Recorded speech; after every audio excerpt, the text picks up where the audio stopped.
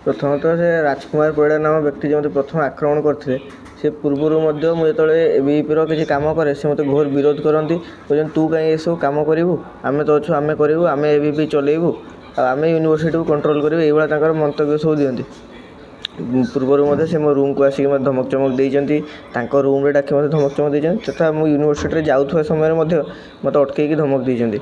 ତ ଏଇସବୁ ଚାଲିଥିଲା ପୂର୍ବରୁ। ତ ମୁଁ ଯେତେବେଳେ ଏବିଭିପିର କାମ କରେ ତ ମୋତେ ଏମିତି ବିରୋଧ କରନ୍ତି। ମୁଁ ତ ଦେଖନ୍ତୁ, ସେ ବର୍ତ୍ତମାନ ଜଣେ ଛାତ୍ର, ସେ ବର୍ତ୍ତମାନ ଏବିଭିପିର କୌଣସି ଦାୟିତ୍ୱରେ ନାହାନ୍ତି। ମୁଁ ବର୍ତ୍ତମାନ ଏବିଭିପିର ଓଡ଼ିଶା ପୂର୍ବର ରାଜ୍ୟ ବିଶ୍ୱବିଦ୍ୟାଳୟ ସହ ସଂଯୋଜକ ବି ଅଛି। ତ ସେସବୁ ଦେଖି ତାଙ୍କର ମନରେ ଗୋଟେ ବୋଧେ ଇର୍ଷା ଥାଏ, ତ ଯେଉଁ ପାଇଁକି ସେ ମୋତେ କ'ଣ କରନ୍ତି, ସବୁବେଳେ ବିରୋଧ କରି ଆସନ୍ତି। କାହିଁକିନା ସେମାନେ ଚାହାନ୍ତିନି କି ଏବିଭିପି ଗୋଟେ ଛାତ୍ର ସଂଗଠନ ଯିଏକି ଗୋଟେ ବିଚାରରେ କାମ କରେ, ସେ ବିଚାର ୟୁନିଭର୍ସିଟିରେ ରହୁ। ସବୁବେଳେ ମୋତେ ଏମିତି ଧମକ ଚମକ ଦିଅନ୍ତି କି ତୁ କିଛି ଇଏ କରନା, ତୁ କିଛି ବୁଝନା, ଆମେ ବୁଝୁଛୁ, ଏଇସବୁ କହିବା ପରେ ସେ ମୋତେ ଦୁଇ ତିନି ଥର ଧମକ ଚମକ ଦେଇଛନ୍ତି ପୂର୍ବରୁ। ଆଉ ବାରମ୍ବାର ମୋତେ ବିଭିନ୍ନ ପ୍ରକାର କଥା ପିଲାମାନଙ୍କ ଥ୍ରୁରେ ମୁଁ ତାଙ୍କ ବିଷୟରେ ମଧ୍ୟ ଶୁଣିଥିଲି। ତାପରେ ଆଜି ସକାଳେ କ'ଣ ହେଇଛି କି, ଯେତେବେଳେ 1 ନମ୍ବର ହଷ୍ଟେଲରେ ଲଟେରୀ ଚାଲିଥିଲା ପିଲାମାନଙ୍କର କ'ଣ ରୁମ୍ ମିଳିବ ଫାର୍ଷ୍ଟ ଇୟର, ଆମେ ବି ସେଇ ହଷ୍ଟେଲରେ ଅଛୁ। ବର୍ତ୍ତମାନ ଆମର ଆଲଟମେଣ୍ଟ ଆସିନି ଅଲଗା ହଷ୍ଟେଲକୁ ଚେଞ୍ଜ ହେବା ପାଇଁ। ତ ଆମେ କ'ଣ କରୁଥିଲୁ କି ସେଠି ଉପସ୍ଥିତ ଥିଲୁ ପିଲାଙ୍କ ସହିତ। ତ ସେ ଜୋର ଜବରଦସ୍ତି ରୁମ୍ ରଖିବା ପାଇଁ ଚେଷ୍ଟା କରୁଥିଲେ।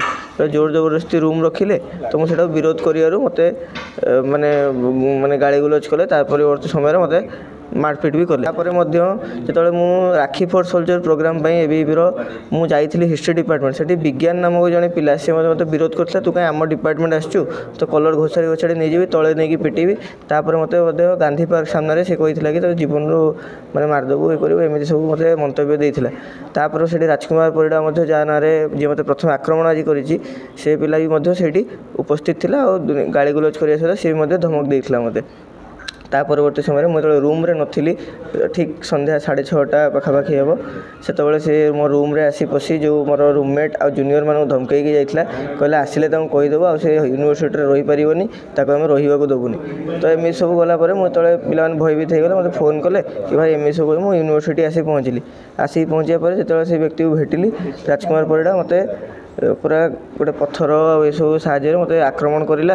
ଆଉ ମୋର ମୁଣ୍ଡ, ତା ସହିତ ମୋର ହାତ ଆଉ ଗୋଡ଼ରେ ଗଭୀର ଆଘାତ ହେଇଛି। ସେ ଆକ୍ରମଣ କରିସାରିବା ପରେ ମୁଁ ଯେତେବେଳେ ବସିଯାଇଥିଲି ସେଠି, ମାନେ ଭାଇମାନେ କଥା ହେଉଥିଲେ, ସେତେବେଳେ ରକି, ଯିଏକି ତା ନାଁ ହେଲା ବିଶ୍ୱଜିତ ସାହୁ, ସର୍ବେଶ୍ୱର ସ୍ୱାଇଁ, ଆଉ ଆମର ସରୋଜ ଭୋଇ, ସନ୍ତୋଷ ନାୟକ ଆଉ ସାହିଲ ବୋଲି ଜଣେ ପିଲା, ସେମାନେ ସବୁ, ଆଉ ତା ସହିତ କିଛି ଅଣଛାତ୍ର ମଧ୍ୟ ଯେଉଁମାନେ କି ୟୁନିଭର୍ସିଟିର ପିଲା ନୁହନ୍ତି, ତାଙ୍କର ପରିଚୟ ମୋ ପାଖରେ ନାହିଁ, ସେମାନେ ମଧ୍ୟ ମୋତେ ଯୋଜନାବଦ୍ଧ ଭାବେ ଆକ୍ରମଣ ଏଫଆଇଆର ଦେଇଛି। ମୁଁ ଥାନା ତରଫରୁ ବର୍ତ୍ତମାନ ମୁଁ ଯେହେତୁ ମେଡ଼ିକାଲରେ ଥିଲି, ବର୍ତ୍ତମାନ ମୁଁ ଜାଣିନାହିଁ କ'ଣ ଆକ୍ସନ୍ ନିଆଯାଇଛି।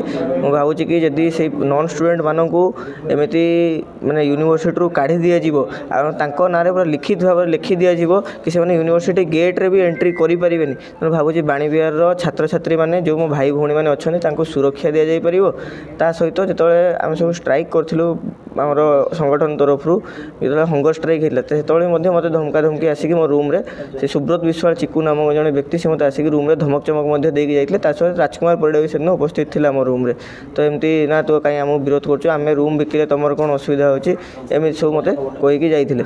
ତ ପରବର୍ତ୍ତୀ ସମୟରେ ସେ ଚିକୁ ଯିଏ ଅଛି ସୁବ୍ରତ ବିଶ୍ୱାଳ, ସେ କ'ଣ କରେ କି ତାଙ୍କ ନାଁରେ 24-25 ସଙ୍ଗୀନ ଅପରାଧିକ ମାମଲା ରହିଛି ବିଭିନ୍ନ ଥାନାରେ, ଆଉ ନୋଟେଡ଼ କ୍ରିମିନାଲ ଜଣେ।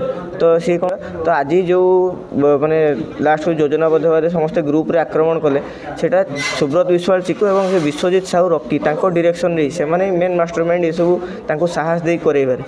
ତ ଯେତେବେଳେ ବି କିଛି ମାନେ ସମସ୍ୟା ହେବ, ସୁବ୍ରତ ବିଶ୍ୱାଳ ଆଉ ସେ ରକି ଆସି ପହଞ୍ଚିବେ, ଆଉ କ'ଣ କରିବେ କି ପିଲାମାନଙ୍କୁ ଧମକେଇବେ। ତ ପିଲାମାନଙ୍କ ସମସ୍ୟା ପିଲାମାନେ ନିଜେ ବୁଝିବା ପାଇଁ ଅଛନ୍ତି, ସେମାନେ ଅଣଛାତ୍ର। ତ ଅଣଛାତ୍ର ହେଇକି ମଧ୍ୟ ବାରମ୍ବାର ୟୁନିଭର୍ସିଟିରେ ପ୍ରବେଶ କରି ୟୁନିଭର୍ସିଟିର ମାହୋଲ ଖରାପ କରିବା, ଗୋଟେ ଛାତ୍ର ଅସନ୍ତୋଷ ସୃଷ୍ଟି କରିବା ତାଙ୍କର ହେଲା ମୁଖ୍ୟ କାମ। ମୁଁ ଚାହୁଁଛି କି ତୁରନ୍ତ ଆମର ପ୍ରଶାସନ ସହିତ ଆମର ଆଡ଼ମିନିଷ୍ଟ୍ରେଟିଭ୍ ଯେଉଁ ପାୱାର ଅଛି ତାକୁ ଏକ୍ସରସାଇଜ୍ କରା, ତୁରନ୍ତ ସେ ଅଣଛାତ୍ରମାନଙ୍କୁ ହଷ୍ଟେଲରୁ ବାହାର କରାଯାଉ। ତା ସହିତ ମଧ୍ୟ ସରକାର ଏବଂ ପୋଲିସକୁ ମୋର ବିନମ୍ର ଅନୁରୋଧ, ଉତ୍କଳ ୟୁନିଭର୍ସିଟି ଭଳିଆ ଜଣେ ନମ୍ବର 1 ୟୁନିଭର୍ସିଟିକୁ ଯଦି ଆମେ ଏଭଳି ସୁରକ୍ଷା ଦେଇପାରୁନାହାନ୍ତି, ଗୋଟେ ଛାତ୍ର ଯଦି ଏମିତି ଅଣଛାତ୍ରଙ୍କ ଦ୍ୱାରା ମାଡ଼ ଖାଉଛି, ତାହେଲେ ଆମେ ବାରମ୍ବାର ମଧ୍ୟ ଏସବୁ ଇସ୍ୟୁ ରେଜ୍ କରିକି ଆମକୁ କିଛି ସଫଳତା ମିଳୁନାହିଁ।